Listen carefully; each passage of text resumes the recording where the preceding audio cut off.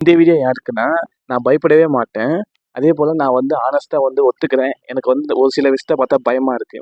நாங்கலாம் யாருன்னு தெரியுமா? நாங்கலாம் வந்து பயத்துக்கே பயத்த காட்டுறவங்க. அப்படின்னு நம்ம என்னதான் வந்து ஈஸியா வந்து ஒரு விஷயத்த சொன்னாலுமே, நம்ம வந்து நெறைய விஷயத்துக்கு பயப்படுவோம். அதேபோல நம்ம இதுக்கெல்லாம் வந்து பயப்படுவோமான்னு நமக்கே தெரியாம, நம்மள சுத்தி நமக்குள்ள அவ்ளோ விஷயம் இருக்கு.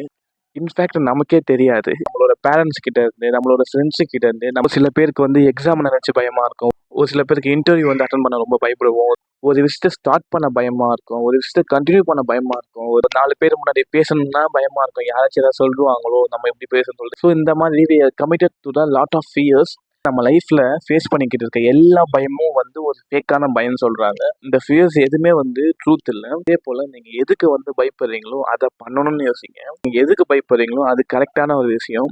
நம்ம கரெக்ட்டான விஷயத்துக்கு தான் பயப்படுவோம். அந்த விஷயத்த வந்து பண்ணணும்னு யோசிங்க. என்ன பண்ணணும்னு தோணுது, தைரியமா பண்ணுங்க. உங்கள சுத்தி 1000 பேர் இருக்காங்களா? அங்க நீங்க பேசணும்னு நெனைக்கிறீங்களா? பட் ஆனா உங்களால பேச முடியலையா? பயப்படுறீங்களா? தைரியமா பேசுங்க.